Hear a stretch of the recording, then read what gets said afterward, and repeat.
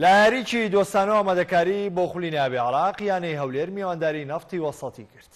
هەولێر و نەفتی وەسەط لە سەر یاریگای فرانسۆریری لە شاری هەولێر بێگەشتن کە هەولێر دووەم یاری دۆستانەیت بوو. نەفتی وەسەطیش دوای چوونە نێو کەمپی مەشق یەکەم تاقیکردنەوەی یاریزانانی بوو.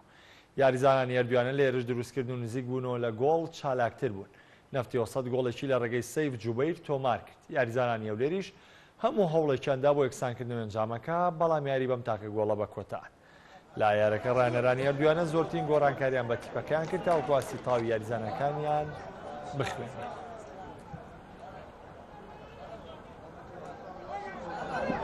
بسم الله الرحمن الرحيم. أكيد المعسكر هو استعداد لبطولة الدوري وأجواء أربيل مناسبة. بێگومان کەمپی مەشق ئامادەکاریە بۆ خولی ناوی عێراق. کەش و هەوای هەولێریش لەبارە، چونکە ناتوانین بچینە دەرەوەی عێراق. هەموو شتێک بەردەستە لە هەولێر. چوار یاری دۆستانە دەکەین لەم کەمپە مەشقا. هەموو ڕۆژێ بەیانیان و ئێواران مەشقەکانمان ئەنجام دەدەین. یاریەکە بۆ ئێمە بەسوود بوو لەگەڵ هەولێر. ئێستا کاتی دیاریکردنی هەڵەکانە، نەک کاتی ئەنجام.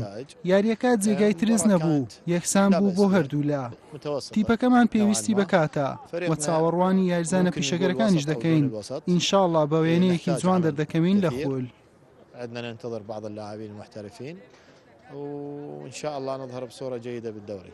بەڕاستی خۆتەزانی ماوەیەکی زۆرە هەموو لاعیبەکانی عێراق لە تەمرینەوە دوورن ئەو لە هەمان شێوە لە یاری دوورن.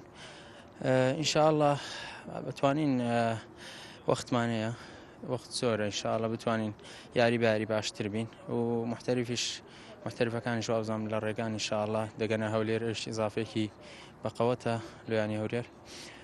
ئینشاءڵڵا دەتوانین شتێک پێشکەشکەین لە دەوری عێراقی و تومۆحمان بەرز ئینشاءڵڵا.